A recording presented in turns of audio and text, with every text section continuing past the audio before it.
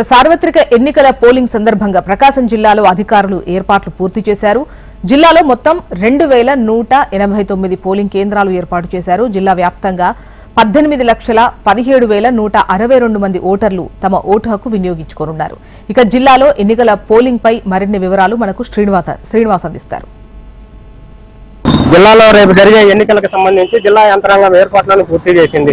ఇప్పటికే ఆయా నియోజకవర్గాలకు సంబంధించి పోలింగ్ అధికారులను నియమించడము, పోలీసు బందోబస్తులకు ఏర్పాట్లకు సంబంధించి జిల్లా యంత్రాంగం ఎప్పటికప్పుడు సమీక్షిస్తూ ఏర్పాట్లను పూర్తి చేసింది. జిల్లాలో ఉన్న 8 నియోజకవర్గాలకు సంబంధించి మనం చూసుకున్నట్లయితే జిల్లా వ్యాప్తంగా ఉన్నటువంటి పోలింగ్ కేంద్రాలు మొత్తం 2189 పోలింగ్ కేంద్రాలను ఏర్పాటు చేసింది జిల్లా యంత్రం. ఇందులో 8 నియోజకవర్గాల పరిధిలోని మొత్తం 170 మంది అసెంబ్లీకి సంబంధించి పోటీ చేస్తున్న అభ్యర్థులు ఉన్నారు. ఇందులో వైసీపీ, టీడీపీకి సంబంధించిన అభ్యర్థులు దాదాపు 100 మంది దాకా ఉండటం గమనార్థం. అలాగే ఎంపీకి సంబంధించి 25 మంది అభ్యర్థులు పోటీ చేస్తున్నారు. అయితే రేపు జరిగే ఎన్నికలకు సంబంధించి జిల్లా వ్యాప్తంగా 18,17,162 మంది ఓటర్లు తమ ఓటు హక్కును వినియోగించుకొని ఉన్నారు.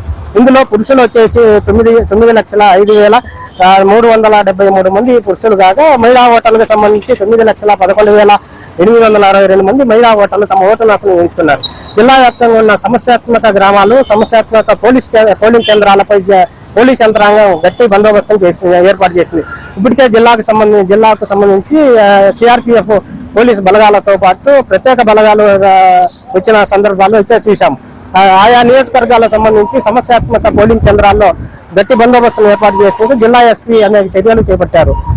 ఎక్కడ కూడా ఎటువంటి అవాంఛనీయ సంఘటనలు జరగకుండా గట్టి పోలీసు బందోబస్తు ఏర్పాటు చేసి ప్రశాంత వాతావరణంలో ఎన్నికలు నిర్వహించేందుకు జిల్లా యంత్రాంగం పూర్తి స్థాయిలో కసరత్తు చేస్తుంది. కెమెరామెన్ శ్రీనివాస్ రెడ్డితో శ్రీనివాస్, HMTV, ప్రకాశం.